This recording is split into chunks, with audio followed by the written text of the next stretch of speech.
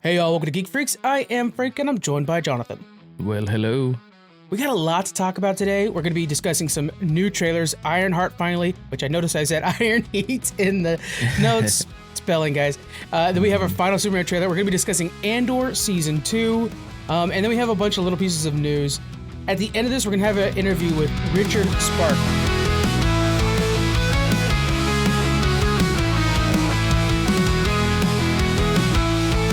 I want to talk about that real quick. Richard Spark wrote 2 books, and he has a new one coming out, but the first book of his series is called New Rock, New Roll, and again, I misspelled that too. These notes are terrible. Come on, Frank. That's what happens when you do your notes at 4 in the morning. So, Richard Spark, I had a chance to interview him. He writes his fantasy series. What a great interview. And I got to say, he's got one of those speaking voices. It's like, this guy, I need to make a podcast with him. He's great. And he was just such a sweet gentleman. And what's unfortunate is when you're doing these interviews, generally you're talking to PR people, not the person you're interviewing. And his PR agent, we just didn't get the books in time, right? So I was interviewing him without too much knowledge of his work. And it didn't take long before me and Richard were like, hey man, I would love to talk to you again. I'm going to buy your books and I'll read them. And that way we could do it because he has another book coming out October 31st. And Richard was just so nice. And he's like, don't buy them. I'm sending you signed copies. Sent me 2 signed copies. They're 500 pages each, y'all. And you all know how slow I am at reading. But I've been diving in and I'm almost done with the first book. And it has been such a fun adventure through fantasy. The premise is these guys are MMO-RPG players, but basically WoW. And during the championship, they win and they get sucked into a fantasy realm. And they use what knowledge they know about MMO-RPGs to survive, but quickly find out that those rules don't exist here. And it's really fun. To me, it reminds me of like WoW meets Tron? Kind of like Tron meets Willow, if that makes sense. Okay. Yeah. Very 80s fantasy where it's just fun and a lighthearted adventure, mysticism and magic. I'm having so much fun with New Rock, New Realm is the first one, or New Rock, New Roll is the first one. New Rock, New Realm is the second one. And there's another one coming up in October. And we'll have Richard back on for this one. So I can't wait to share this interview with you guys. It'll be at the end. And then make sure you guys pick up these books with me. Again, I'm done with the first one. I'll put out a full review for that first book soon. But it's a blast. I really enjoyed that interview. The other thing I want to make sure to mention is, well, 2 things. We have the Capital Creative Showcase coming June 14th. It's at a new location this time. It's at the Library Galleria. Me and Jonathan went to go check it out. What a beautiful nice location, right? Yeah, that'll be fun. We're going to have some video games to play. We're going to be emceeing the event. It's going to be a blast. We're just chit-chatting the entire time. We're going to have a lot of the Geek Freaks team out there, so come hang out with us. And lastly, I got a lot of really positive feedback on our last discussion about Star Wars and toxic fandom. The discussion piece is something I've been wanting to work through on the podcast and make sure it becomes a regular thing. And I think what we'll do is like discussions will be when we don't have interviews, and we'll go back and forth between the two. But I really wanted to say thank you to everybody. I think we got like 9 or 10 DMs saying like, oh, I like this part or whatever. Or, hey, Frank, you're awesome and sexy. Stuff like that. It was, normal feedback. The usual. Yeah. the usuals. So I really wanted to say thank you for that, guys. I appreciate it. Jonathan, are you ready to get into this episode? Heck yes. Let's dive in. So we first got that Ironheart trailer. And let me ask you first, do you know a lot about Ironheart? No, I never even heard about Ironheart, but this trailer looked really good, and it reminded me. I've talked before about how I like the old Shaquille O'Neal movie Steel and how they should remake that, and we also talked about which this isn't very much like it, but it had some of the same vibes. We talked about spiritual successor, so I was like, in the beginning, at some point, you see her like forging the helmet by hand. I was like, oh man, are we gonna see a spiritual successor of Steel? Not really. It actually reminds me more, after seeing the whole trailer, of kind of going back to the roots of the first Iron Man movie. Of course, where we're simplifying things, and it's not this massive space battle and magic and things like that. It's just, hey, this is a young person that wants to build this tech to be able to help protect people, and some of it's a little bit clunky and maybe doesn't work right at first, but there's growing pains, and then before you know it, they're successful and able to use it to fight for good. So I think it looks really awesome. Yeah, so Ironheart, created by Brian Michael Bendis, one of the legends of comic book writing, is very much what if Tony Stark didn't have the money, grew up in Chicago instead of with a silver spoon in his mouth. And Riri Williams, fantastically written character. Mm-hmm. I liked how you said, steal, because it reminds me with like the movie especially, right? He worked out of the junkyard. Yeah. And that's how she is. Scrapping stuff together. Exactly. And she goes to MIT, wonderful school, but she's still having to scrap things together to create her own suit. And in this, she's going to be working with the Hood, who is a villain generally, but I think we're going to be starting off with him kind of as a Robin Hood-esque character, right? Somebody who's, I'm a good guy and I'm trying to steal from the rich and help us out. He will be a bad guy. As a matter of fact, we're pretty sure he has a deal with Mephisto, who is essentially the devil in Marvel. So we're going to get some mysticism in here as well, mixed with that, because Tony Stark. You do sci-fi. see him saying like anybody who becomes iconic has to do bad thing or has to, do something bad or whatever. And right. What are you willing to do? And it's like, no, you're just tempting her to like, have no morals if that's what it takes to become famous. And that's obviously not what a hero stands for. And a lot of Ironheart's story is, first off, community and also forging your own path. Because one of the things, since day one, when Brian put this comic book out, is, this is just another Iron Man. And Riri is very different than Iron Man in so many of the important things. Yes, they both have suits. Good job, guys. But beyond that, it's all about their background, their community, and about how they came up and how that's so much different and how the cards were stacked in favor of Tony Stark and against Riri Williams. And what does that look like?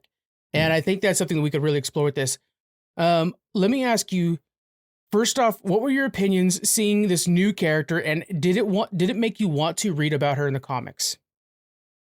So I don't read a lot of comics, but yeah, if I was to find one, I'd pick it up and read it. I like that we're exploring new characters that I don't recognize, because we've talked about that before, that like you can only rinse and repeat the same character so many times, but it gets stale. We don't want to see those remakes and reboots so much anymore. But you can either find an already developed character from the comic books that's just not super mainstream popular yet and explore that character, or write a new one from scratch, either way.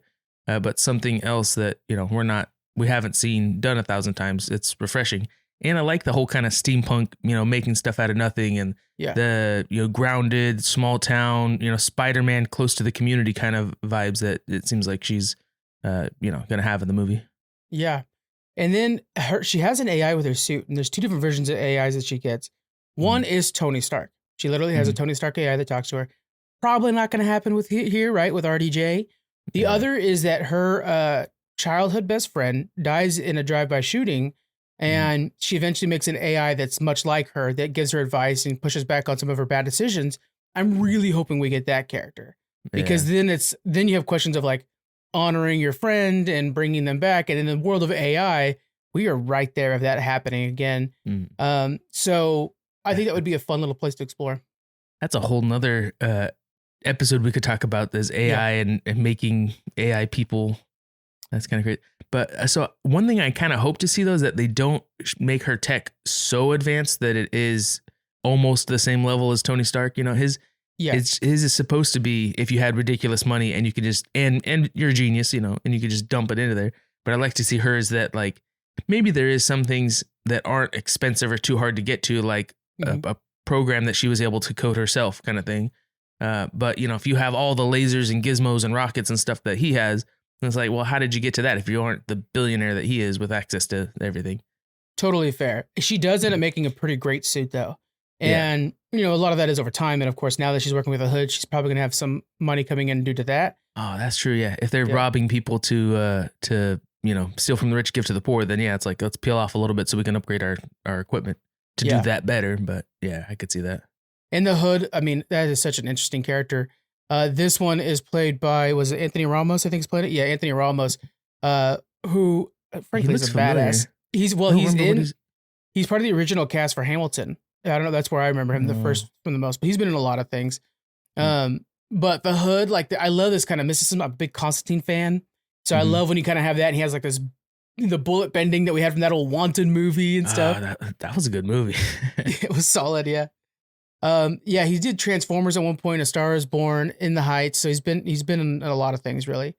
Twisters. Oh yeah, that's right. He's the good guy on Twisters. Like, you should go with him, not with that guy. Twisters. Nice. But yeah, so I'm looking forward to Ironheart. It's only gonna have 6 episodes, unfortunately, and they're dropping 3 of them when it premieres. So we're not gonna have much time to sit with Ironheart. But I would suggest you guys check out Brian Michael Bendis. He's the one that started it, and it didn't come out too long ago. It's very good. Let's move on to the final trailer for Superman. This one, I really enjoyed how it starts off with this interview between Lois Lane and Superman, to be clear, not Clark Kent.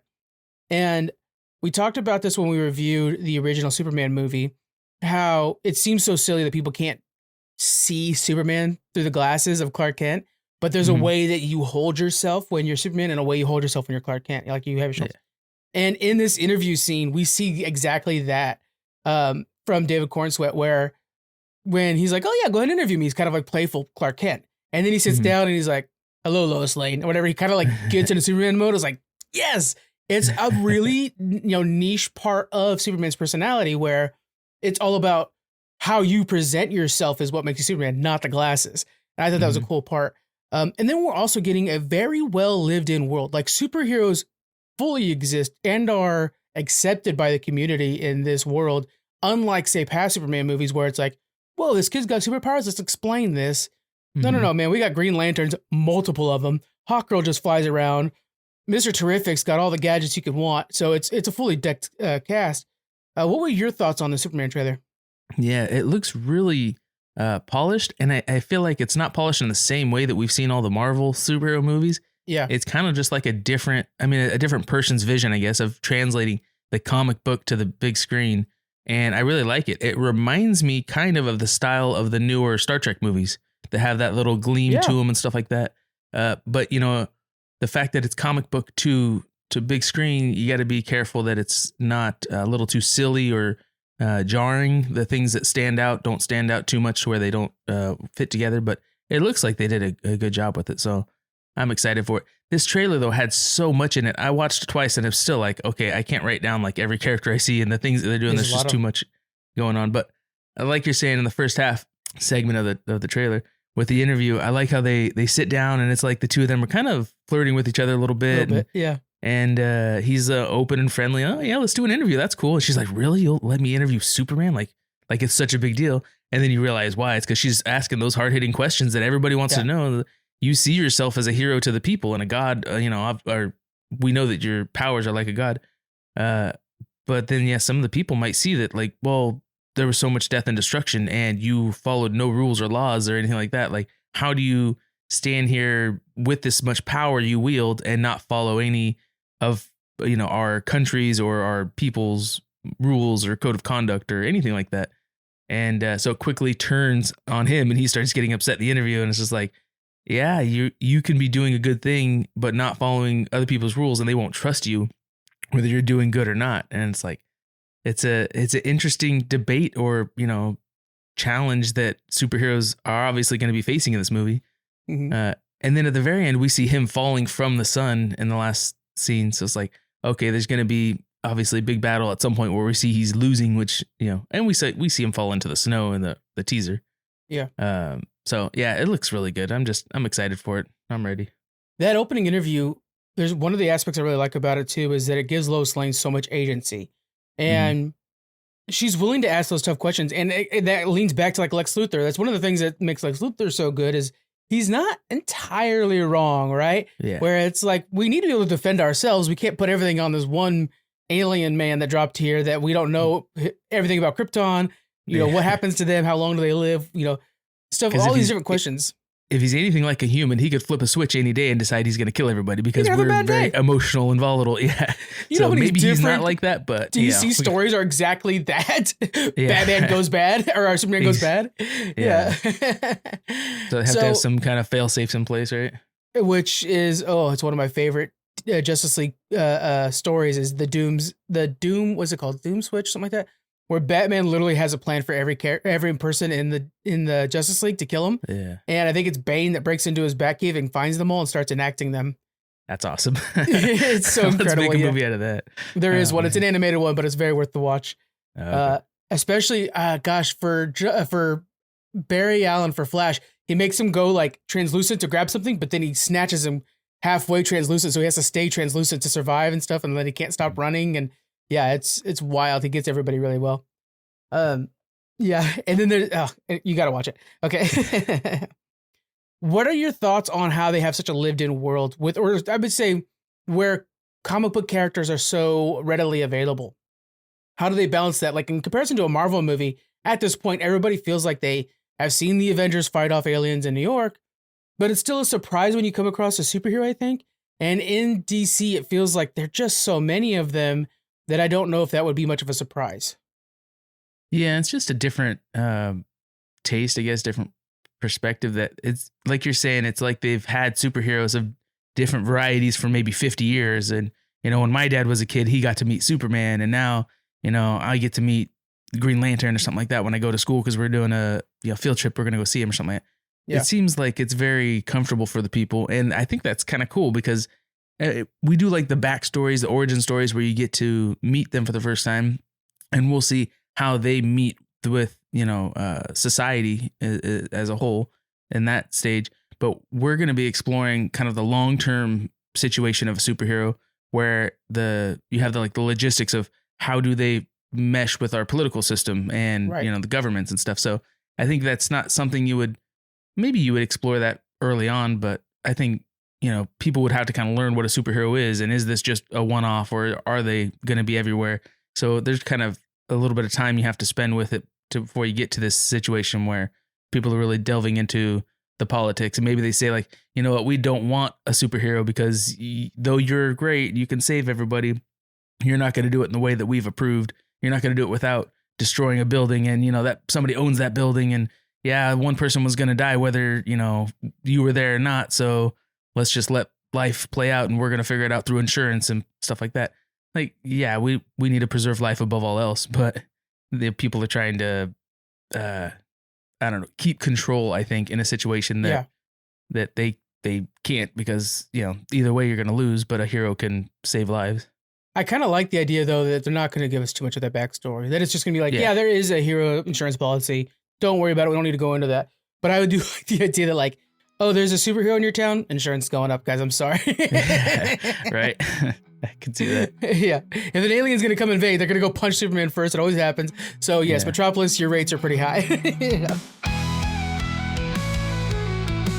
Let's go into our review for Andor Season 2. This will be a review for the season as a whole, too, or a series as a whole. It's unfortunate we only got 2 seasons of this.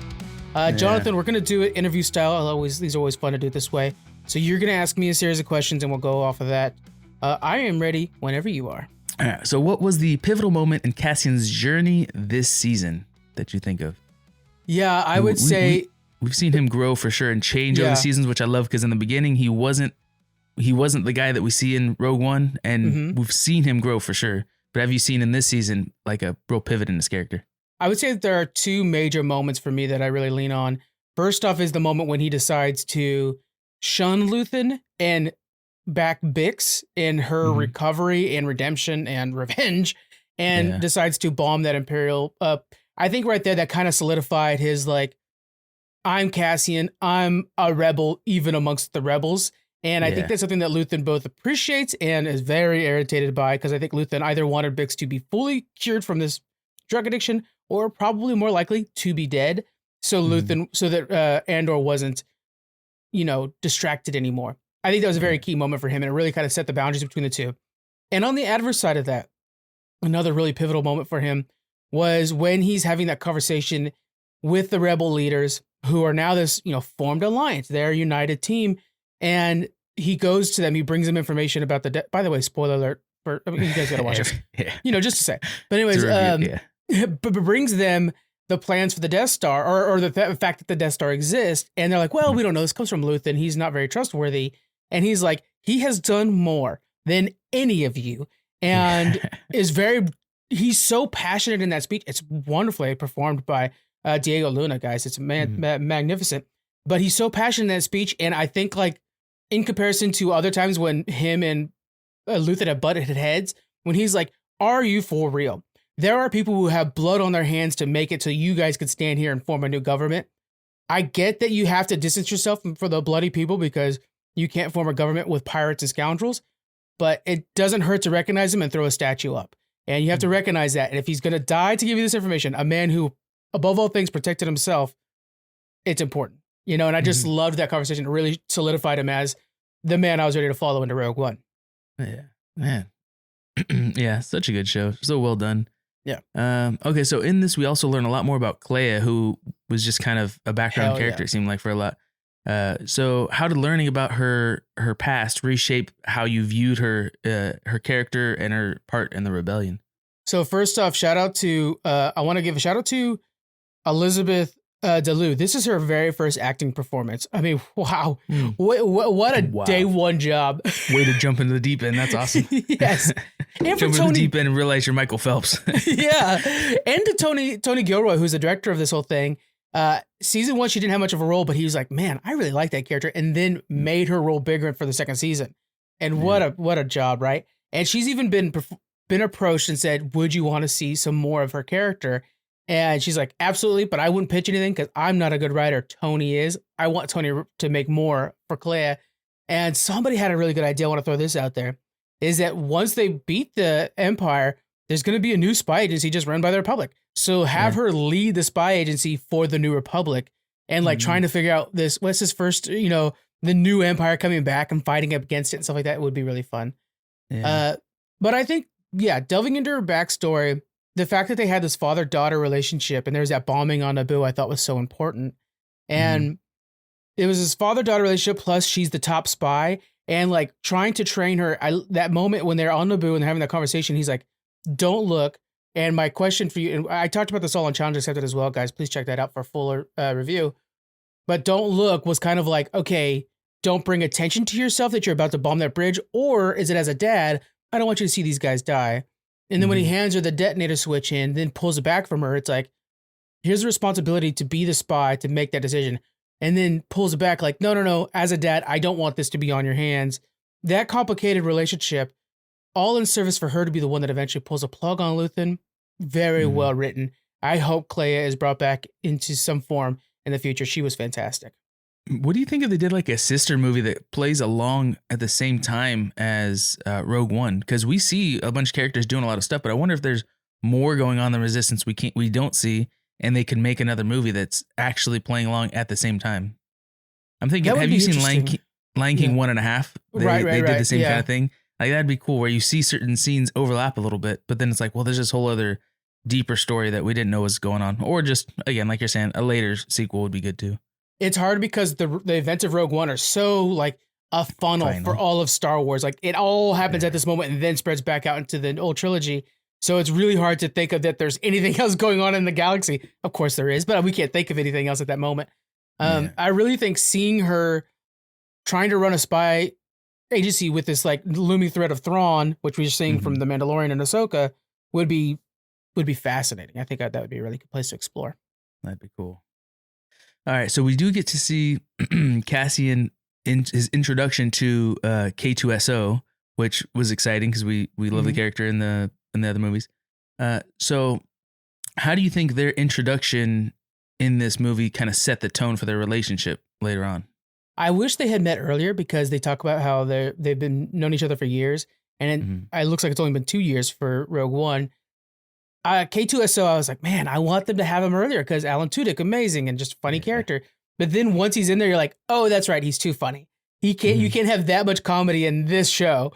We have to get there. And holy cow, just a little bit. My favorite bit was when he's like, oh, forgive me on the numbers. Oh, we broke 17 laws so far. And then he's like, oh, just shut off comms, like 18. And he flips the switch and is like, oh, it's just so well delivered. It's so funny. It was really fun. I love K2SO. And also, by the way, I want to give this, somebody brought this up. When he's going through and he's fighting people, like he's so unstoppable, right? And there's that one moment where he picks up that one asshole and he's using him to like block bullets. Do you remember that in the hallway? Yeah. Do you remember that? So my favorite part of that whole thing is he's gunproof. He didn't need to do that to stop. He's just doing that to make sure that guy's super dead. He's well. Was there somebody behind him too? Was Cassian behind him? No, he was to go save Cassian. So he's by himself. That's right. And like he's just like, I'm gonna catch all the fire with this one guy's body. All right. Yeah. Just to make sure he's extra dead. Yeah. That's pretty good. That's just such a fun character too. I love how in Star Wars in general, like the main characters, the people are very serious and you know gloomy and stuff a lot, but the droids are always the comic relief. They do such a good job, and I mean they're not quite disposable, but they're interchangeable, and they all have unique features like how he's bulletproof and you know long arms and all that stuff. Just to add to that, that was on purpose from the original trilogy. And that's actually something that's pretty common. Harry Potter does the same thing, where the main character actually doesn't have too much of a personality because that's the one that the kids are supposed to impose themselves onto. And then all the fun people around them, like everybody is Luke Skywalker. Luke Skywalker is a badass, but he doesn't have like a really distinct personality in comparison to Han Solo, Princess Leia, Chewie, and R2-D2, C-3PO. So you're supposed to impose yourself as that character surrounded by really awesome people. And that's actually on purpose. So when you see something like, oh, wow, what a cool, lovable character, I want to hang out with K2SO, not be K2SO. Yeah. Yeah, that's pretty cool.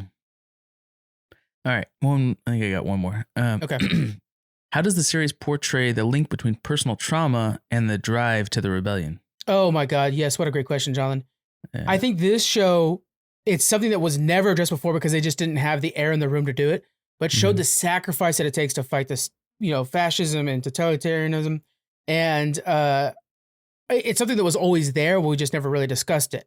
And it showed that, like, if you guys want to get this done, first off, it's going to be a sacrifice that you have to be willing to make.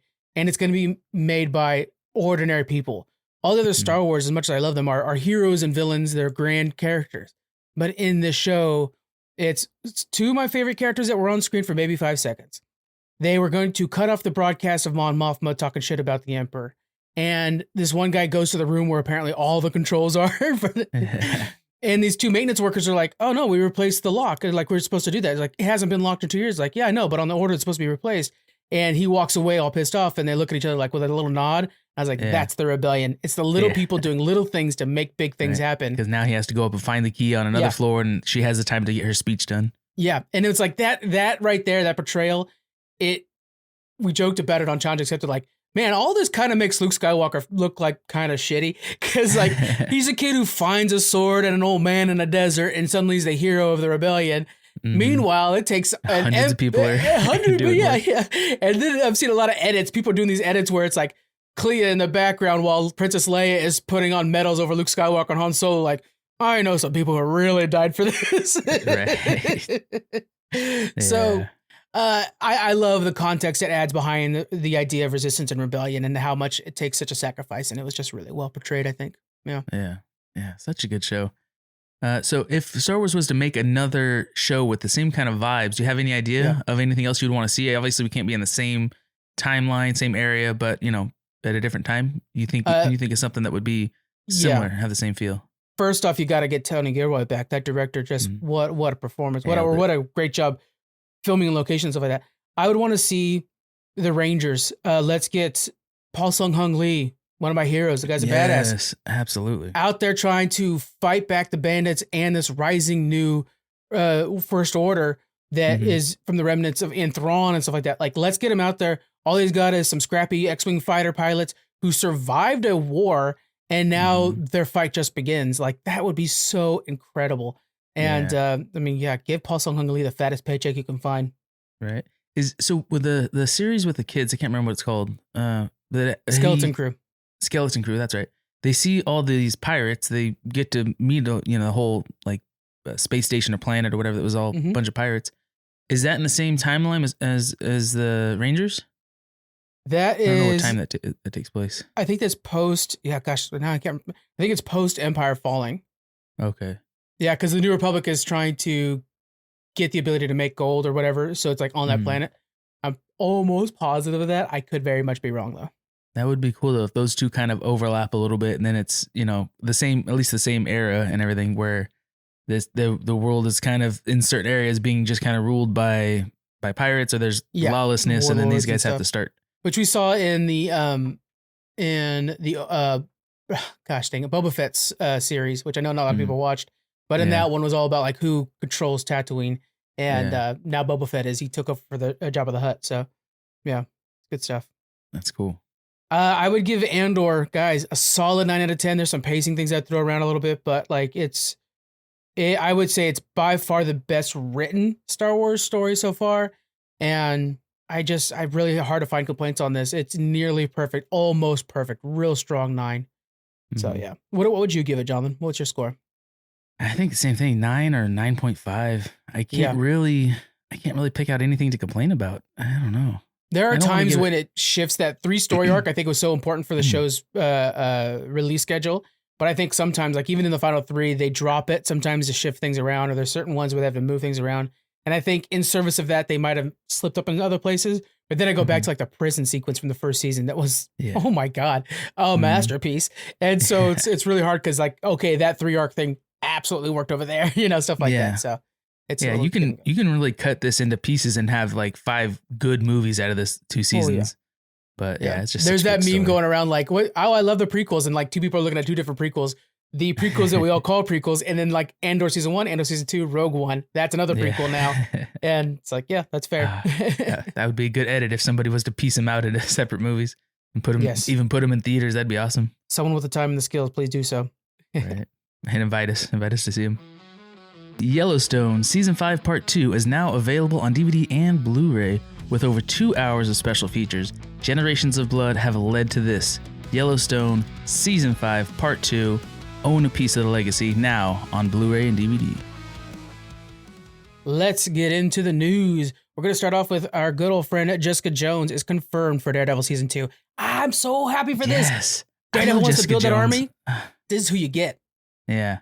We were talking before though. I didn't watch a lot of the other shows that were around Jessica Jones at the time. So like Luke Cage, I don't think I saw maybe a couple episodes of it, but I need to go through and watch all those now because we can see they're starting to pull from those and mix them into the other movies and shows. But Jessica Jones was one of my favorite characters. Luke Cage is incredible. I really suggest Luke Cage. Jessica Jones is one of my favorites. Great villains, just a good personality. And I think like the detective aspect works well with the lawyer aspect too. So their double lives work well together. To see her out there fighting side by side, not only with Daredevil, but also with Punisher, because Frank Castle's coming back as well. John Bernthal. Oh man, that's going to be good. I'm excited for that. That's cool. I feel like Punisher's one of those characters that as much as they may try and it may seem like he's on the brink of death, there's just no way to kill him. So it's cool that they keep bringing it back like that. Next up, we have Ralph Fiennes joins the Hunger Games universe. He's going to be playing President Snow, kind of that middle-aged President Snow for Sunrise of the Reaping. Did you have a chance to read those books? I didn't read them. I've watched the movies, but I don't think I ever read any of the Hunger Games books. This latest one is quite good. Well, me too. Like I said, right? New Rock, New Roll is taking me a bit. But I really suggest you check this out. And also, there's that prequel one that came out a couple years now, I think at this point. Solid. Not as good as Hunger Games, I'll admit, but solid. But that was kind of the introduction of President Snow.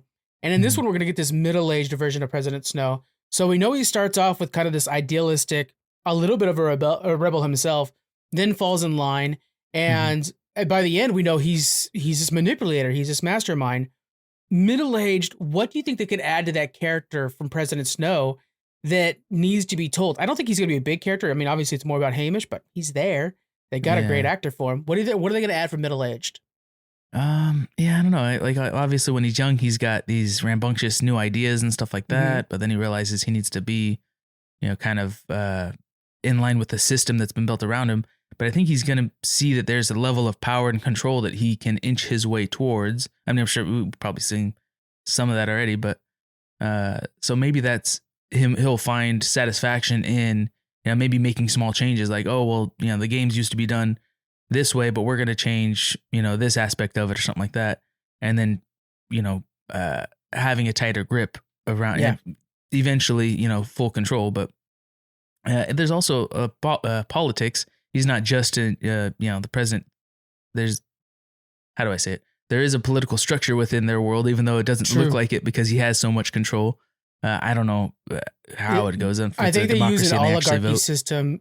I think it's oligarchy. Yeah, that's true. There's like houses of power that help make decisions. And wealth, Yeah, so there's that whole, like you're saying, he's a master manipulator, so he's going to have to wheel and deal and do influence with, certain people and stuff like that. So, I don't know, like a big plot point that they could be introducing in this. I like the idea, kind of what you're kind of pulling through is that manipulation aspect of it. Because I think in the first one, manipulation wasn't a big part of him. It was just like, hey, we need to do this because it keeps peace. But then by the end, I mean, gosh, the way he manipulates Katniss is fantastic. So seeing that aspect out of him, and Ralph Fiennes, we had him in Conclave. I really loved him in Menu. Have you seen Menu yet, by the way?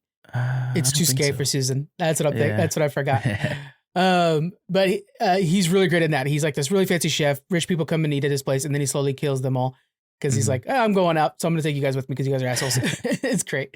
But he's really good at that, like kind of taking up space in the room. That could be something that we could really see out of this version of President Snow. Yeah. Ray Fiennes, he's great. Let's go. Our next up, Jonathan. I know you're been anxious for this one. The Legend of Aang, the Avatar story. The animated movie is being delayed to late 2026. Sucks, man. Yeah, that's a bummer. I'm ready for more Avatar. They are working on a new series. I don't know. Is that supposed to be coming out soon? Do you know? Or is that also 2027, I think, even for that one. Come on, guys. It's all coming up. Yeah, I know. I mean, at least they're working on it. There's stuff in the works, but I mean, the sooner the better. I love more Avatar. I actually have one of the comics, the bigger books, the trade books that I haven't read yet. So there we go. I got that to get through, but yeah, it's just Avatar's fun. I love it. I'm ready for more. Such a cool world that they're building. This was part of a big shakeup for Paramount. They had to delay a few different animated movies, including the TMNT one. And it just sucks to see that Avatar is being pushed back. I think that this is going to launch us off into a new era. And I love the idea of seeing more of the adult Aang and how he actually led people post-crisis. Because it's so easy to see him in crisis. Yeah, you have to be awesome. You have to be the hope. But how are you dealing with day-to-day? How are you dealing with being a father and raising your kid during all this stuff like that? Which there was this thing where his son, of course, loved him. Yeah, Tenzin. Of course, loved him. But also, like, I don't know. Did you ever get the vibe that he was like, had a hard time in the shadows of Aang? Probably, yeah.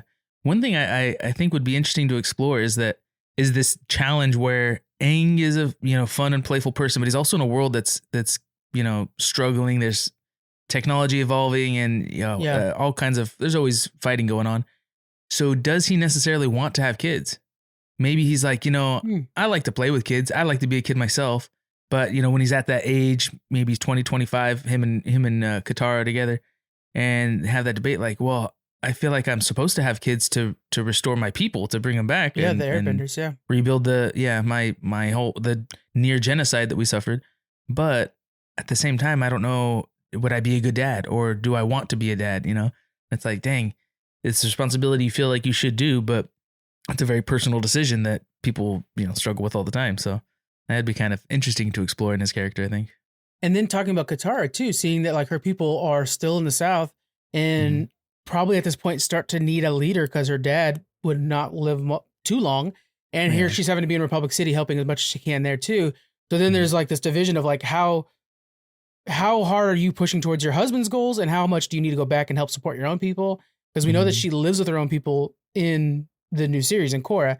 So I bet that's a question there too. This is going to be a really good area to explore, I think. Yeah. I don't know if we see it done clearly, but I think Sokka goes back to the Southern Water Tribe to be the leader of the Water Tribe. Oh, is it Sokka that does it? Okay. Yeah. That's a character that just gets so much cooler towards the end when he gets that sword. Oh, yeah. And he learns with all the time how to make better names and how to be a general, how to be a leader.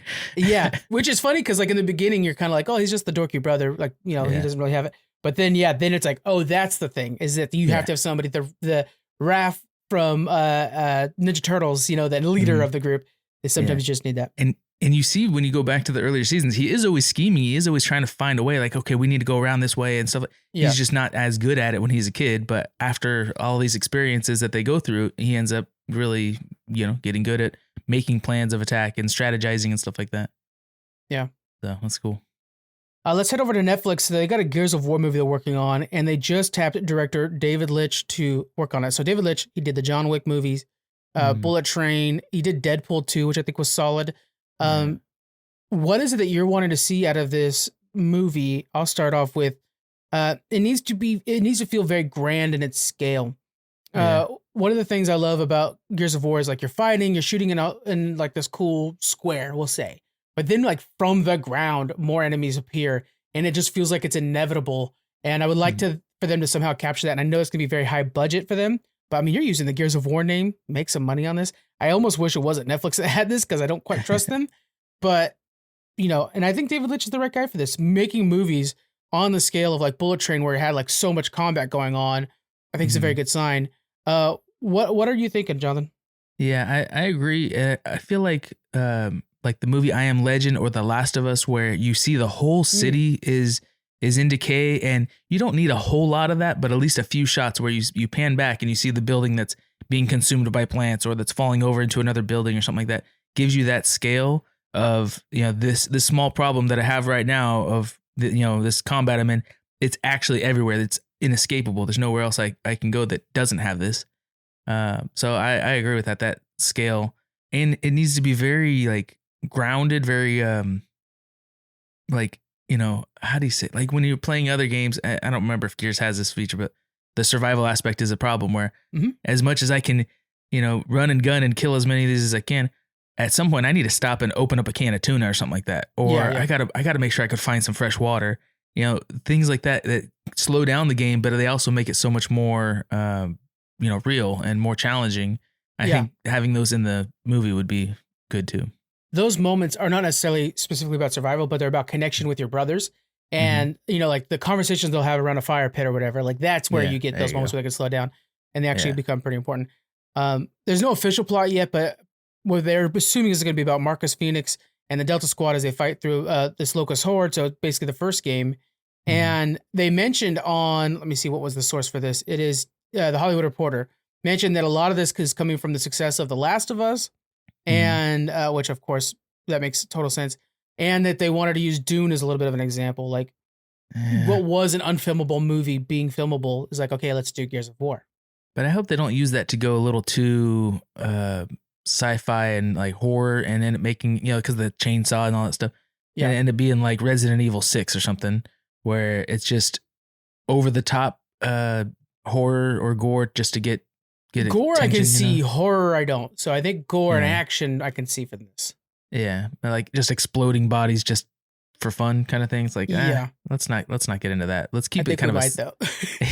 I prefer it to be a more serious plot and storyline. Yeah. But yeah, we'll see. We'll see what gets. But if they see the success of The Last of Us, they might be going.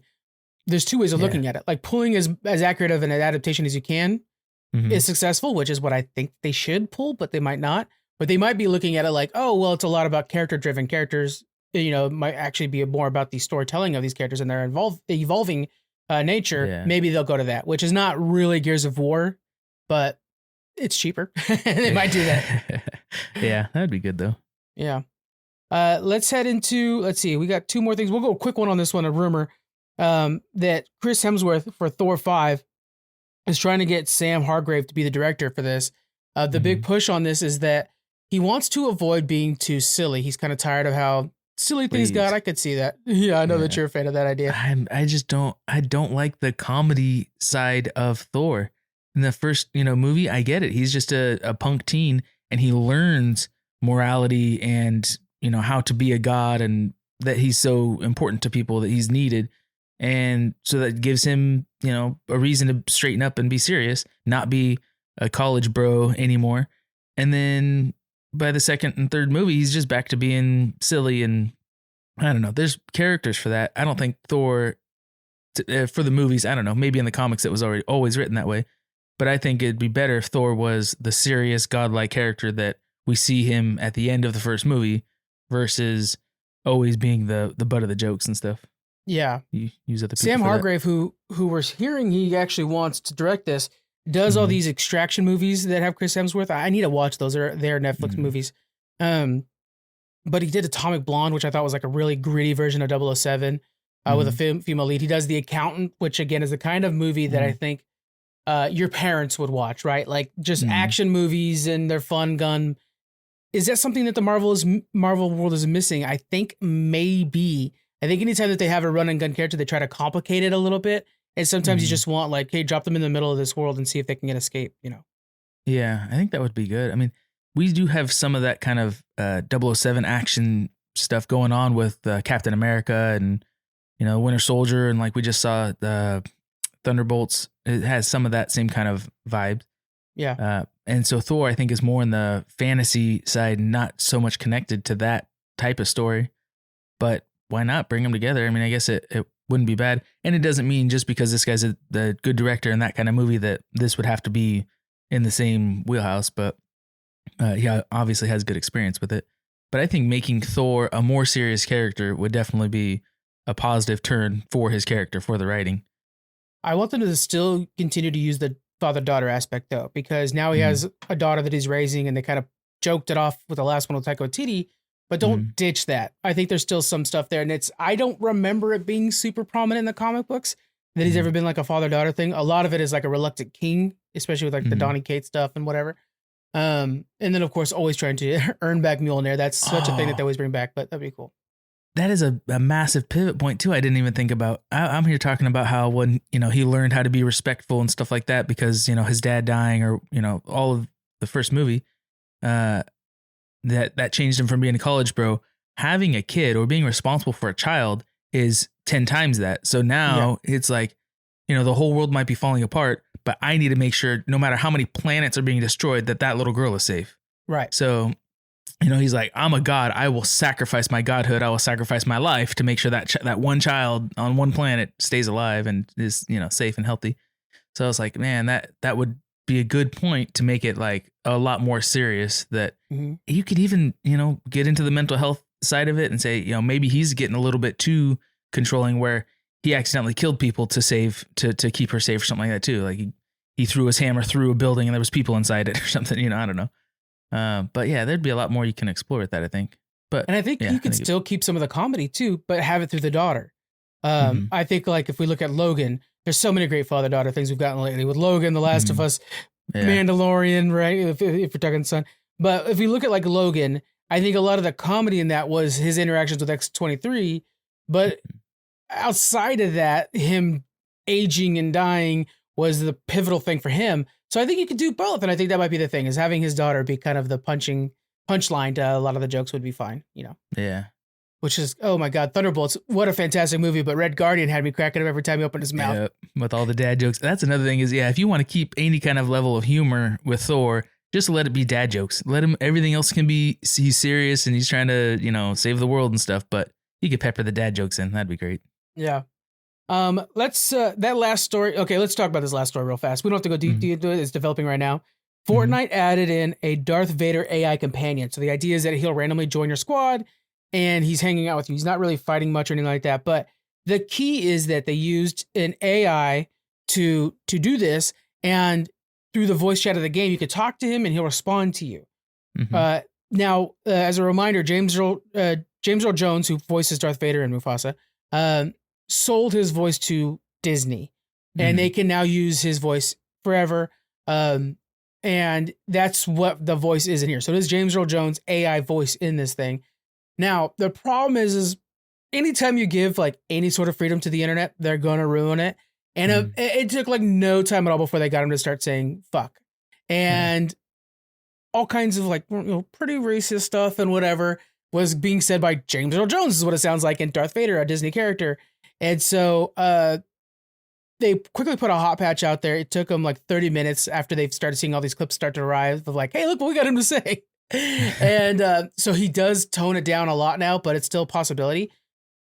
At what point is it like not smart to give agency to people to let them to mess up your system? We've seen it so many times when like they give AI out to the internet that it comes back just like tarnished with racism and stupid jokes.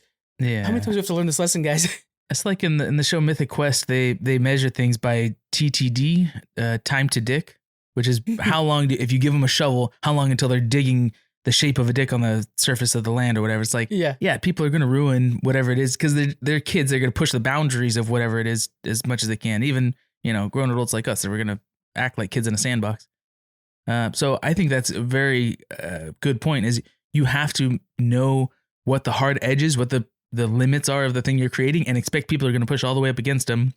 Some people will even try to find a way to hack and go beyond them, but copy the James Earl Jones voice from that and then make more content or whatever. But yeah, if you're going to release something like this and you don't want it to be abused, you have to put safeguards in place to prevent that. 100%. Yeah. We were going to go further into this, but they patched it and fixed it. So that was like, okay, but still maybe learn for next time. Okay. I'm hearing that James's family at first was like, oh, this is a great thing for them to kind of like learn more about Darth Vader's character. They were really embracing this concept, but then have been like, don't do that. Like, trying to step in as much as they can. Abused, yeah. Right. So that's been kind of going back and forth, but there's no official comment from Epic or from them yet. We'll fill you in if that ever happens. Okay. Let's go ahead and head over to our interview with Richard Spark.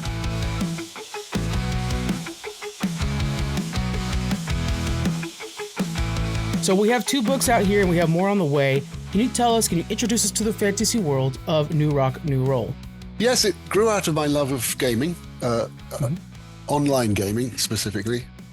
And I was just galloping around with a bunch of scoundrels in a sword and sorcery world. Everyone's in your ears and there are 24 of you on a group or whatever. Oh, yeah. And we were going off to set an ambush for some other scoundrels. I just thought, what would it really be like to be that guy, this battle mage with a magic staff in a real world, not in a game, but in a real world. And there was only one way to find out, and that was to write it. So I did. And the first book flew out. It just, took 2 months to write a 450-page book, which is absolutely, it was like being bottled up all my life. The second book took 5 months. The next took a year. The next one a year and a quarter. But at least I've completed the series, and now I'm on to sequels. And I think I'm going to try and write some short stories with some of the characters, humorous short stories, because there's a lot of fun and comic moments in the adventures. Adventures have a lot in common with comedy. And if you miss out the trick of making people laugh, you are, you're not fulfilling what you could possibly do, because look what Hitchcock did. He makes people laugh and then scares them. So the three heroes. There's a narrator who's based on someone like me, who's a retired English school teacher, and his 2 best mates. One is an Australian, and his avatar is an orc, and the third is an Asian American girl, and she's the DPS damage, and she's a dual wielding sword dancer. And the 3 of them just happen to be really good, and they win the world championship of online sword and sorcery. And the next thing you know, they're shooting down rabbit holes and everything's going nuts. And the hero finds himself standing in a field in the middle of nowhere with a crappy sword, and what the hell is going on? And he's being chased by wolves. So everything gets worse, and he doesn't even know if there's magic in this world. And he's immediately captured and hauled off to be, things are going to get worse, and he doesn't know where the other 2 are. Yeah. Of course, when he meets Grell's kind of slightly surprised to be an actual orc rather than different look. Yeah, it is. But my orcs they're different from Tolkien's. I mean, they're salt of the earth types. They love nothing more than a good scrap and a good booze up afterwards. Yeah. So, they're great. I like them. And the characters revealed themselves to me as I went through the world with my heroes, and the story just came naturally. And then I realized it is by no means over. I've got a whole world out there. So the next book takes you to another realm and another series of adventures, and the third does the same with the third book. It feels like the way you're expressing these books is the same way you would as you're playing the game as well, in that you're introduced to this world oftentimes in a starter zone, something real. Yeah. And then it doesn't take long before you start pushing those boundaries and see where it pushes back. And your characters are doing the same thing. And now you've reached one set of boundaries, but there's a new expansion or a new continent to go to. Absolutely. Yeah, you clear one map, in the game you clear one map.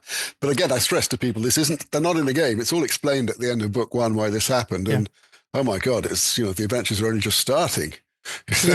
So there they are for real, as their avatars that they created, now for real. And so it's really an opportunity to have a lot more adventures. And I've got my editor staying with us at the moment. She lives the other side of America in North Carolina. She's here. We're working on the developmental edit of book 3, New Rock, what's that called? New Rock, New Rules? New Rock, New Rules. Yeah. Coming out on, I think the party's going to be at Halloween, on Halloween itself. That's going to be fun. Hopefully people dress like orcs and stuff like that. Well, it's going to be at the World Fantasy Convention in Brighton in England. So there should be a lot of loonies there. I love those conventions. People just letting rip and having fun. You're starting to hear these themes that I think go across video games and go across fantasy stories as well, is friendship, exploration, identity. How do you try to interpret those into your stories? Well, friendship is obviously a big theme of the stories, because they rely on each other. They find out more and more about each other, but not going beyond the characters that they now are. We don't break that magic fourth wall, as it were. Yeah, adventures, mysteries. One of the things that I love to do in these, and in the third book, it was actually quite tough on the writing process, is come up with like mysteries and puzzles. When you get into a game, there's some strange verse or poem or something that tells you something, and you've got to work it out. Now, in a game, you can just Google it if you're getting annoyed and you can't figure it out. You can't do that Correct. in a book. Yeah. Well, I suppose you could eventually, but you just have to trust that the writer's going to take you along on the armchair ride, because it's the writer's job to do all the work, not the reader's. The reader's job is to get value for his money that he's coughed up for the book. If you've paid for the book, you deserve to be put on an armchair ride and given a good adventure. So enjoy the adventure. Yeah, it's so you're using some of the conventions of gaming, but really it's just an excuse to go off and have great adventures. Yeah, and just get lost in the adventure and fantasy world. I like the idea of the puzzles. I play Dungeons and Dragons a lot, and I'm the dungeon master. And so you get stuck for a puzzle, you just open up J.R.R. Tolkien, and you find anytime Smeagol talks in the cave, there's some good puzzles and they're good riddles that are like, it'll stump somebody good. So yeah, and I love it in book 3, the one that we're just doing the developmental edit, which is basically just the polish. There's a bit, I think it's chapter 9, when there's a meeting between various people to say, what are we going to do about this? And then somebody who's a sort of slightly mystic, academic figure from a college just suddenly starts speaking and is obviously in some kind of trance. And one of the people says, well, there's your answer. You've been told. This mystic verse comes out, just simple lines like run and hide and run. And it goes on like that for like 16 lines, I think. And you look at them and you think, well, I can see what it says, but what does it mean?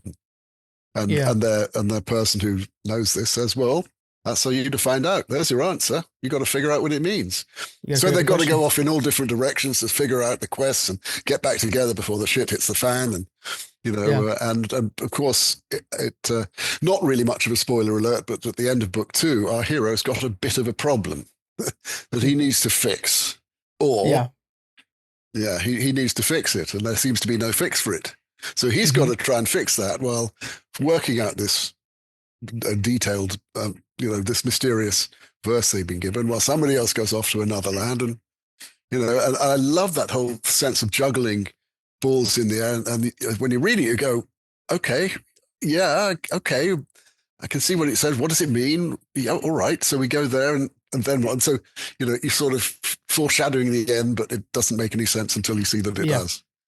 And then oftentimes as the reader, you're getting a bigger picture than the character, but it feels like in these type of adventure stories, you're in it with them and you're discovering it on the same page as they are. Absolutely. And I love that. You've got to be you're along for the ride. Absolutely. Yeah. And you want to find out what happens. The type of books I like are the ones where you can't wait to see what happens, but you don't want the book to end because you're enjoying it so much. This is so good. I don't want it ever to end. I can't wait to see what happens. And then people are, coming back and saying, God, I was so relieved to see there's a sequel. And there's 4 in the series. Oh, great. Because they had a good time reading the first one or the first 2.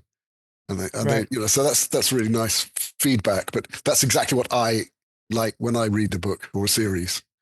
Yeah. Yeah. When you start to get those last few chapters, you're like, oh no, I just love this world so much. I don't want to leave it. No, I just want to be. I mean, remember when I was like a teenager, I was working on the farm near where I lived in England, the west of England. And my friend was staying with us. We were both working on the farm for like nothing a day, but it was, pocket money. Yeah. And we both reading Lord of the Rings at night. And we just sort of say, this has to be real. It can't be somebody must have funneled it to him. So, I mean, it can't not be real. It can't be a story. Because we so wanted that world to exist. It was so gorgeous. And when it penetrates your mind like that, the next day when you are on the farm and you're seeing these rolling hills, you start to kind of almost imagine you're out there next to Rohan and stuff like that. And you start to see through the eyes of Tolkien when you're out there. Well, I mean, it's the west of England, Gloucestershire, where I was brought up. I think Tolkien was just one county over. I think it's Worcester or Hereford. And my other connection to Tolkien, weird one, is that I went to the same college at Oxford University as he did. He was a little before my time. A little bit. But it was fun to go. They go, oh wow, Tolkien was here. He taught at another college later. He became an academic of Anglo-Saxon, which is Old English it's technically called, which is where he got his love of all those elvish languages and things. And he's a very great scholar. Oh, that's amazing just to hear his works and the way he writes like a history teacher who's trying to translate old works to you makes it feel even more real too. And that's what's really nice about good fantasy is it feels like it's just on the other side of this page if I can get to it. Yes, exactly. I read a really interesting thing the other day about Tolkien. I think by this time he was a dean at Pembroke College, a tutor. They call them dons at Oxford. And two girls wrote to him, I think they were sisters or cousins, who wrote to him and said, "When's the next book coming out, mate? We love The Hobbit. Are you writing another one?" And The Hobbit came out in the early 30s, I think, mid-30s. Yeah. And this was about 1941 or 2 from memory. Yeah. And he wrote back a little letter saying, "Well, thank you for your nice letter. And yes, I am writing another book. It's a bit bigger than the other one. And it's about Bilbo's nephew, Frodo, and Gollum's ring that he found. And that's all I can tell you at the moment. I haven't been able to write a single word this year because I've been very busy." And you go, wow, if a master like Tolkien can have his downtime and his off years, I don't know whether it's anything, but he had a lot of work to do, obviously, but whether it's some kind of reader's block or he needed to just breathe and let the stories come to him. But that's really interesting because I plowed through the first book. The second was a little slower, and then the third and the fourth took a long time. And then since then, I've been rather spinning my wheels doing follow-ups to it. But we've got, I've sold the film rights, so there's a possibility that we'll turn it into either a film or a TV show. Depends on what the producers want. Which is, that's all pie in the sky until it happens. If you know the business, But it's exciting to see the possibility. Well, I mean, it's people, the people he's talking to, they want to create their own world. They're special effects houses. And they just want a whole world that they can own and create to have adventures in. So they say, well, this sounds like a great fit. So whether it goes any further than that, we'll find out. So I've had to sort of take a back set to do those script jobs. It takes a lot of really good writing, though, to create a world that they could envision themselves playing with. You know what I'm saying? If it was just a cookie cutter fantasy world, then it wouldn't be embraced. But if they really see that they could make something out of it. That would be right if they'd actually read the books before they said it. They haven't. They're just talking to my producer, and he says, "What are you looking for?" And they say, "We really want a world that we can build because we got these amazing studios, which they do have in the UK, and great designers." And they said, "We really want a big, overarching fantasy world of some sort." And so he told them about it. They said, "Well, this sounds absolutely right up our alley." So. They happen to be looking for. I mean, by now they could have read and think this is awful rubbish. You're not going to do this one, but I hope not. Right. But I've been a script writer for 40 years in stage and film and TV and all that, and so I know that it's there's all sorts of projects that fly around, and some happen and many don't. But it's nice to be sold the rights anyway. Yeah. And then I wanted to ask you about that. How's that transition going from that to writing your own novel like this? Is there some parallels that you're able to pull, something you've learned from your script writing days that you pulled into this? Yeah, absolutely. The most important thing I've learned is the hardest thing for any writer. I've been told by other writers and writing teachers I've studied with since coming to Los Angeles, which is story structure. And I was shocked when I got here to LA. In the old days in Hollywood, people used to talk about, well, we'll write the scenario and then we'll add the dialogue. Like, what? Because having written stage plays in England, some adaptations of classics or other things, the dialogue is the play. There's nothing else that you hand into the director or the actors. Here's your script. And then you have to fill in the gaps between the dialogue with the action, or not fill it in, but you know what I mean? Illuminate it all and bring it to be a whole piece. Yeah. The idea of writing the scenario and then adding dialogue was utterly strange. But if you think about movies were originally moving pictures. They only became talking pictures after they'd been around for 20 odd years. And actually that's when script writing took a big step backwards, because they turned into very talkative people standing in one room yakking at each other, instead of the genius of like a Buster Keaton and people like that. Yeah. With all those incredible action, with the stories told in action.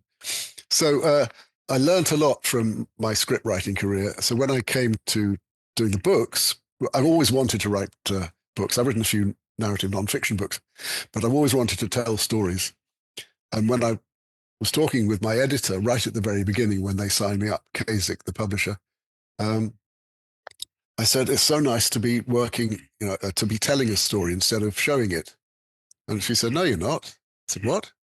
And then she sort of really opened the book at one page, or we weren't zooming. She said, look at page 192 or something. So I looked at that. She said, this is a great scene. Now, don't tell me, show me. And I go, I see what you mean. I'm actually just narrating the scene. I bring it alive, make it happen. Yeah. She said, that's a great scene. Now bring it to life. And this happened quite a lot in the first book because I was still kind of learning the craft of narrative rather than screenwriting or playwriting, or I've written operas, a dozen operas, libretti. And so all different forms of writing, they feed into each other. But Yeah. what I haven't had from her yet, and I hope this isn't a hostage to fortune with the third book, but there's never been any problems with the story structure. Because I've learned over the years, as I said, from my colleagues and from my experience, the hardest thing to learn, which is good story structure. And, for example, book 3, which we're just about to complete the developmental edit on, I mean, that twisted my brain. I was going out to the backyard, like every month, looking up at the moon, who's actually kind of an important or symbolic figure. It turns up, and it just seemed to be another full moon. Another month had gone. I still hadn't cracked it. And then, of course, when you finished it, so I had to write a lot of things that went up blind alleys, throw them away, do other things, pare it all down. And when I finished it, looking back, I say, oh, well, of course, that's obvious. So then you have to go back and fix the mysterious poem that is the clue. You have to go back and change that. And then, so it's rocking backwards and forwards. And the advantage of writing a series before any of it's published is that you can go back and lay pipe that pays off in later books, which we have done. There's some clues that you won't even notice in even the first chapter of the first book that pay off in book 3 and book 4. And that was the luxury of being able to do it that way. So I like how the way you're describing going back to your backyard to see that full moon. It's almost like the moon was checking in on you. Yeah, how's the progress going? I'm going, because I keep my beer fridge in the garden. You know you've arrived when you've got a beer fridge. So I've got there's a fridge for the food in the kitchen, and there's one out the back with a small one with occasionally some beer left in it. And that's why I drink beer at night and write, just sit here, having a good time, relaxing. So I see the moon. Oh, you're back again. Why haven't you given me the answer? Because come with some notes next time. Because nobody's ever written your book before you have. It's not like adapting plays from one language to another, or adapting a book for a film or TV, which I've done a lot of. That's one thing. You've got your source material, but writing your own play or script from start, nobody's written that. Writing a book is the same. You're making it up. Yeah. And you've got to be aware that you can really, you can go round and round the houses before you figure out, okay, we just cut that. That's your answer. No, it's over there. It's a construction thing.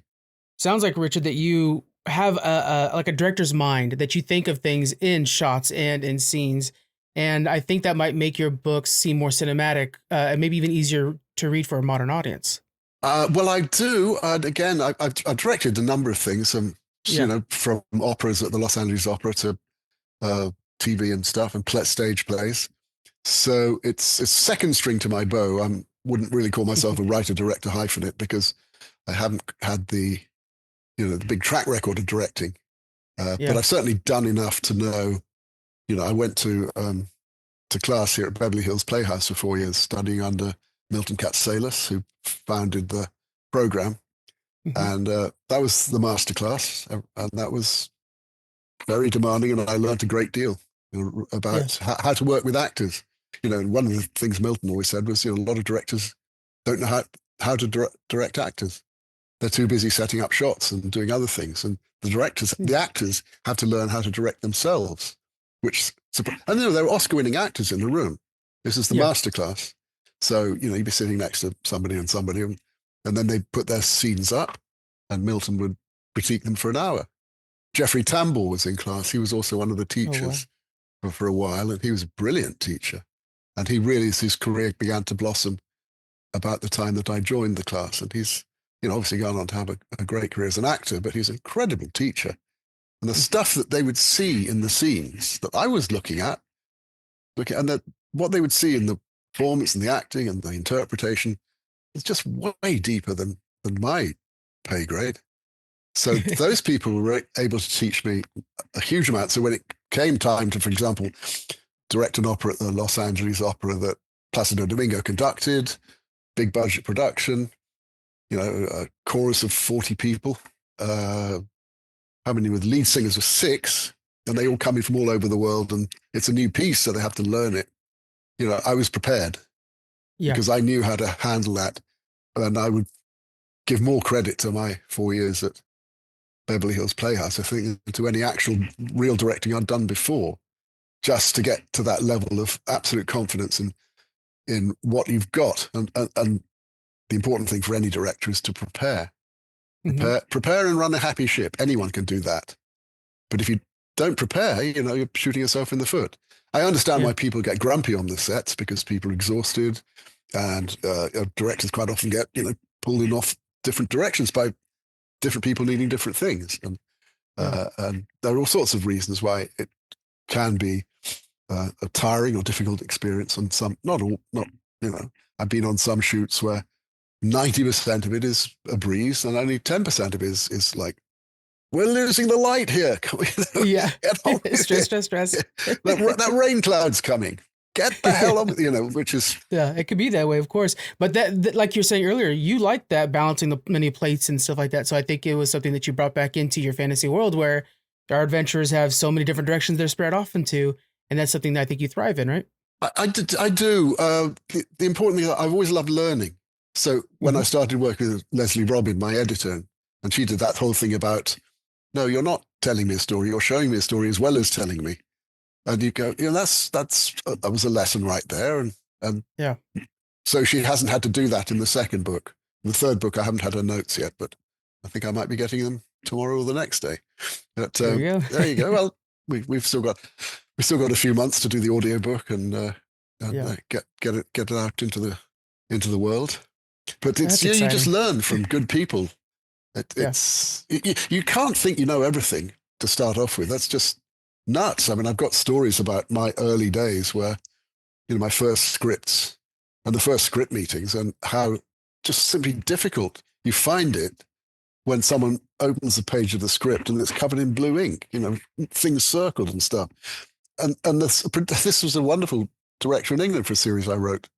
You say, it's really good, fantastic, Richard, this is great, now let's do your notes. So, really lovely things, and then opens the page and it's a sea of blue ink, and you feel you've been disemboweled by an emu. You go, But so you know not to say anything, and you learn, and then you take it away, do the fixes.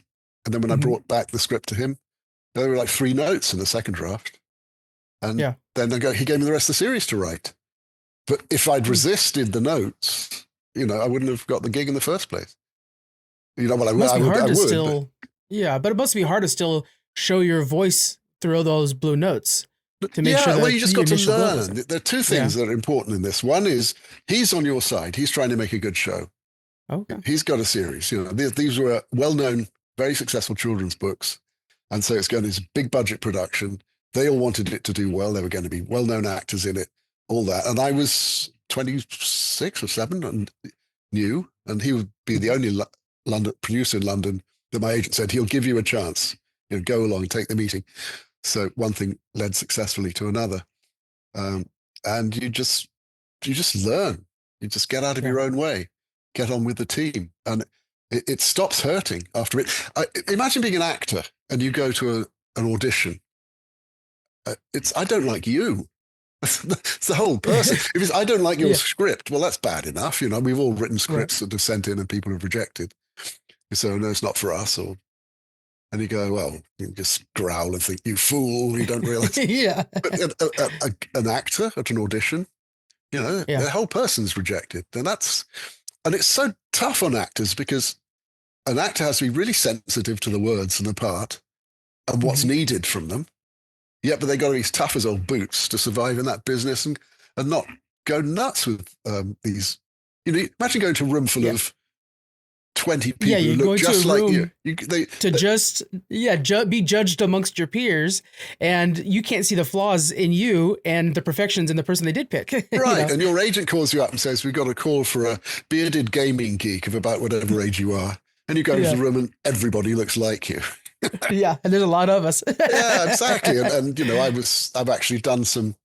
I had a protege a few years ago, a young actress who wanted to get into drama school, so we worked on scenes and stuff that she hadn't done before, like cold reading and all that sort of stuff. And she said once she got into her drama school, which was great because it's very competitive. And then she started going to auditions. She'd say, I go to a room and there are 30 other blondes of my age. Yeah. Go, well, I told you, didn't I? But anyway, she's doing well. That's good. Yeah, befriend them. They're going to be your competitors in the future. Oh, yeah, I suppose so. But, actually, it's so cutthroat. It's so tough on women as well. There's so many fewer parts. You've got to really have a lot of toughness as well as the goods to survive. That's the other thing, like you're saying with your scripting denied versus being an actor, is you have to earn that iron hide to be able to survive those rejections, to be able to survive in that acting field at all. And props to them who can make it. I really admire actors a lot. How they put up with it, I don't know. So, other writers have said this. You have no idea the amount of times actors save our backsides. They make our mediocre scripts really hum.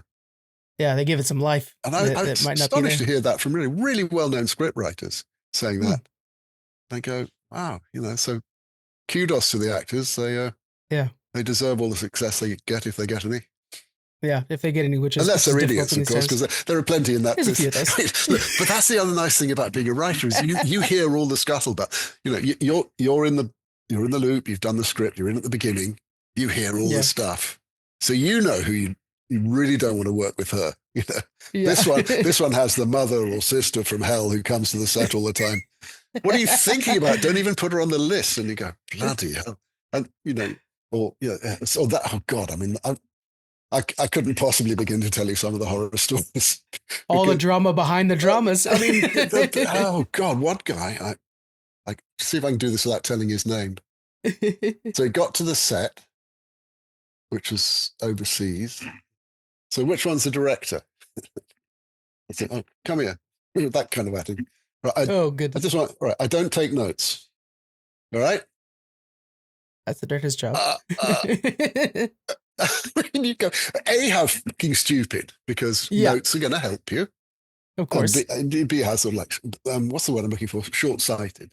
Because and there was one scene where the producer told me where he was against a really good actor. It was a double scene, 2 actors, just 2 men. And this other guy, he could see he was really kicking his ass in the scene. So he brought himself up to the level that we knew he could be and delivered a great scene. But the rest of the time, he was just sort of sleepwalking it. Yeah, just getting his paycheck. That's just such a crazy attitude. I don't understand it, but everyone's different. I mean, it's a collaborative effort too, and to not see that, to think that it's all on you. There's a bunch of people around you that made this project happen. I think don't negate them. Probably bitter and disappointed and felt he was slumming it. I simply don't know, but there's so many horror stories I can tell you about.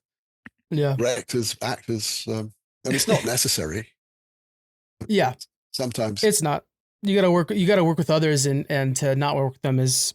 I mean, that's like not to just return it back to your book, your New Rock, New Roll, but again, it's all about the adventurers working together, or else evil wins the day. That's true. I mean, they do rely on each other. That's part of the fun of writing a group story, is you can see them all interface. And also, the other thing that's happened is that the more they get to know each other, the more they can prank each other. So there's at least one set piece in book 4 where they just play. I mean, 2 of them just play 2 others with a beautiful prank that just literally backfires. And I won't go further than to say that in their faces. So those are fun when they come up because it lends humanity to the characters. Yeah. There was one bit in book 3, a big set piece scene, which I knew that when they got to this area, there would be this problem with the ogres. In order to get past that, they got to do something nuts, which is a big set piece scene. Yeah. And I just couldn't wait to write it.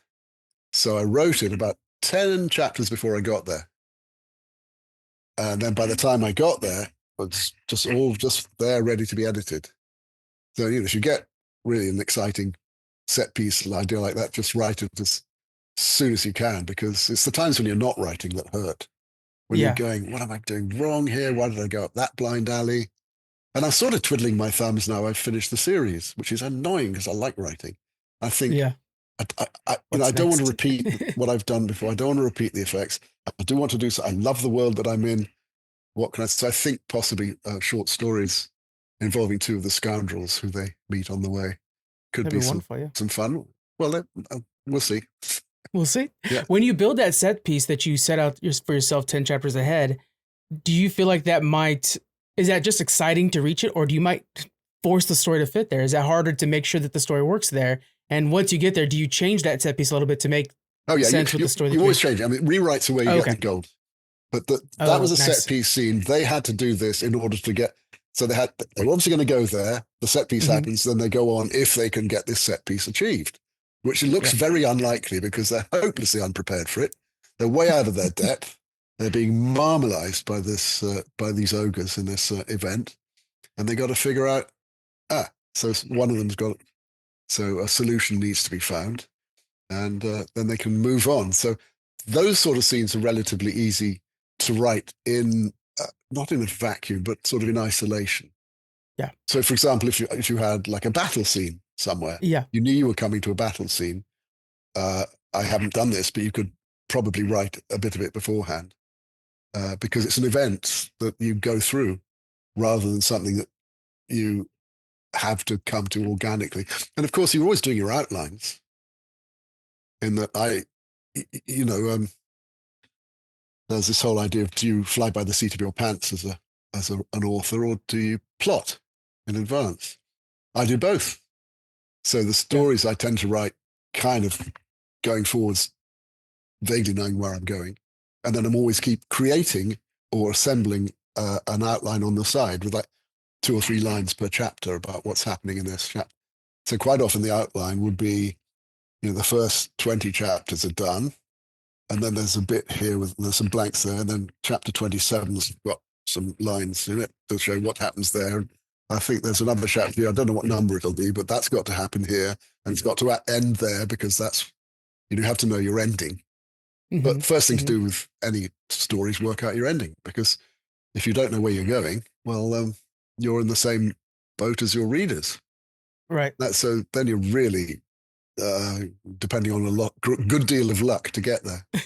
Even when you do get there, you rewrite it. You go back and you set it up and pay it off. Right. Yeah, and then like you're saying, the rewrites are where the gold's at. That's when you're going to find out if the ending was worth it or not, and if it needs to be something different. Well, if the ending isn't worth it, you just don't write the book. When I got the idea for New Rock, New World, I said, I can't wait to write this. How does it end? That was the first thing. What's the explanation for this? Because there has to be one. Right. And then people are writing in and saying, I didn't see that coming. I really enjoy that. Did not see that coming. Can't wait for the next book. So it's I say that just to say that you have to do that, because then you've got somewhere to aim for. Of course, you tell your audience you're going over there. Look at that sparklies and red herrings and confusions. And then when they get to the end, they go, oh, yeah, of course. You're the illusionist the entire time. You got me. You got me. An audience loved me. Oh, you got me. Yeah. Well, Richard, this sounds like such a beautiful world that people need to be diving into. Your next book is going to be out on October 31st, which I think gives everybody plenty of time. They're both the first 2 books, New Rock, New Roll, and New Rock, New Realm. They're about 500 pages each, so you guys can get into both these books before the new book comes out, October 31st, as of right now. And you may not have noticed, but Roll is spelled R-O-L-E, New Rock. A rock is a planet, third rock from the sun. So they're somewhere else, and they're playing. They are these new roles in their lives. New So roles. it's a bit of As a video gamer, I was like, oh, I know what that means. Yeah. Well, you're coming from the same love of gaming that I have. Yeah. But the odd thing is, I haven't played any games recently. I just sounds like you've been too busy, frankly. I feel like it's as if I'd come through them. I could never have written these books without the great games that developers and designers have created for us in the last couple of decades. The idea wouldn't have happened. But when it did, it's as if I'd been through this, like years and years of gaming. Yeah. And now I came out the other side and I'm writing using the book form. Yeah. It's been such a sharing those stories. It's been a journey. Yeah. Well, Richard, thank you so much for joining me today. I want to make sure everybody follows in the description. We have richardsparks.com. Guys, pick up your copies of both these books and get ready for that third book. Richard, I would love to be able to talk to you again in the future when we talk more about this third book as it's about to release. Sure, I would love to come back and once you read the first 3 books, perhaps. I will definitely be cracking those books open. I'm excited to get on this adventure with our readers, Excellent. with our listeners.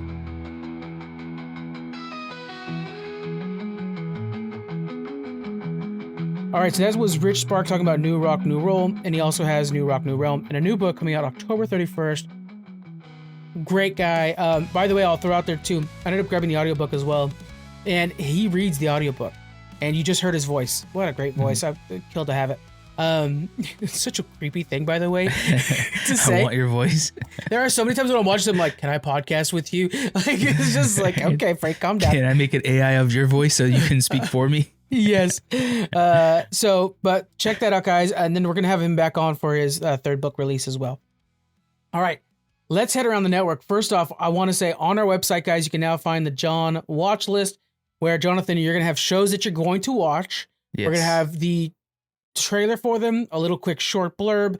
And so you're going to be able to pick through and watch whatever you want. What I want is if you guys have any suggestions to add to that, we have a contact on our website. Feel free to fill that out. Just say like, hey, he needs to watch Invincible's already on the list, but he needs to watch Invincible. And then we'll go through it and we'll add it to the list for you to watch. As you watch them, you'll give a short review for everything that you watch, and it'll be kind of like these 2 late reviews that we do. So that's on. Check that out, guys. It'll be on our website. And we could try to prioritize them. If people are saying, a lot of people are saying the same thing, I'll try to do that one first because obviously, it must be better if a lot of people are suggesting it. Yeah, I think Invincible's pretty high on the list for everybody right now, but we'll have you check them out. All right, around. I can't wait to see some of the suggestions coming in. Around the network, Fandom Portals is they just did the Star Wars Ewok movies, which I mean, forgotten movies, frankly, but they had some really nice things to say about them. I thought it was pretty interesting to hear about like how they did so many special effects things with such a tight budget, and that how that impacted the future of Star Wars. Mm-hmm. Over on Challenge Accepted, we got the Andor finale. So if you liked us discussing Andor here, boy, we did a whole lot of it over there. So check that out. And then The Last of Us every Sunday, and we have a poll up on our. It's already done, but there's a poll up on our threads to see what we're going to do next. Over at Distance Learning, they're going to Gem State Comic-Con, and they're going to be having a conversation with Sean Gunn, which you guys know from a bunch of Marvel movies. James Gunn's brother. He's a badass. Anime Plus, they just did their One Piece top 10 characters we want to see again. Some characters are super deep cut characters that they felt like could have been explored more, and it's really worth checking out, guys. Over on Outlast Podcast, we got to meet Joe. John, you were there too. We got to meet Joe. I was there. Yeah. How cool was that event? That was pretty awesome. That was I think the most fun. Well, I don't know.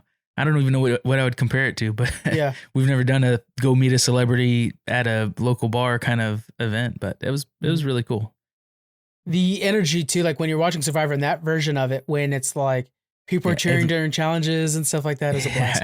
You're in a crowd where everybody likes the same thing, and you're actually watching it right then and there. It's like going to a convention and watching an episode of Star Trek at a Star Trek convention with one of your favorite actors on stage, and they're gonna commentate afterwards. It's like, man, that's all this stuff together. And I get Survivor cast aren't huge celebrities, but especially he's local and he's doing really good in the season. Yeah. Might be our winner. We'll see. Hopefully, fingers crossed. It was fun. Yeah. I would say 10% of my watching that episode was watching him react to the episode and seeing like, did he know that? And stuff like that. It was a lot of fun. Yeah.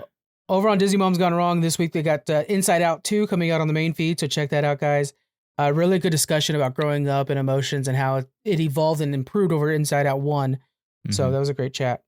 And then again, with the Geek Freaks interview, we have the extended interview with Richard Spark, which you guys just heard the abridged version. The extended one is out over there. Jonathan, we're going to go with you, man. What is your recommendation for the week? So I'm pretty soon going to have a whole lot of recommendations from people. So I will be regurgitating those.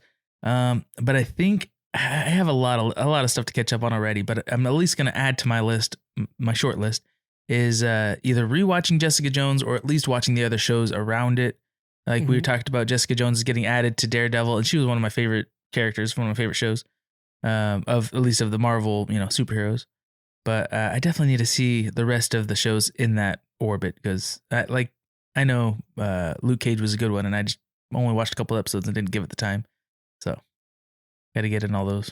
That's a good one, John. I need to do that as well. I need to revisit those as well. Mine is going to be that you guys go watch 2 movies. The first Superman movie with Christopher Reeve. A lot of that movie they're pulling in for this movie, right? We're seeing a lot of that same vibe, the same haircut, stuff like that for this new movie coming up. And so a great way to build up is to watch those old movies and see that version of Lex Luthor and stuff like that. I think that's a good move. And it has Hackman played that version of Lex Luthor, which was just recently passed, and he did a really great job. Gene Hackman, yeah. And then the other thing is to watch Superman Returns, which I believe was 2005. It's in that area. And it's Brandon Roth who played the character. And that specific role was very interesting because they told him, hey, not only are you going to be playing Superman, but we want you to play Christopher Reeve Superman. So instead of giving a different direction like they did with Henry Cavill, they literally wanted him to carry the torch on. And it was a lot to put on his shoulder. And I think for a lot of people, that movie is overlooked. The actor that plays, I won't go into his name, but the actor that plays Lex Luthor is very canceled, but still watch the movie. And I think that the movie has some really great merits, especially to like the scene where he saves a plane and stuff like that. So watch that as well, because I would like to see that one being such a direct spiritual successor to the old Superman, and this one being a different version of that kind of succession is going to be interesting to see. So I would love for you guys to check those movies out. Let me know what you guys think about those. If you haven't seen them in a long time, they're worth the rewatch, and that should be a lot of fun. Yeah. One more thing too is after watching all of Andor, go watch Rogue One again. Let us know how you feel about the transition. Make a movie night out of it. Yeah. Yeah, that's a winner for sure. Absolutely. All right, everybody. Well, thank you so much for hanging out with us this week. We really appreciate it. Drop us a review on Apple Podcast or Spotify. Matter of fact, I'll do this one real quick. The first person to send me a picture of your review, snap a picture on your phone. You know how to do it, yo. Send that to us on Instagram. I will send you a Geek Freaks mug. There we go. Bam. That's just first person. Boom. In the mail. In the mail. All right, y'all. Have yourself a great weekend. We'll see you later. Bye. Bye.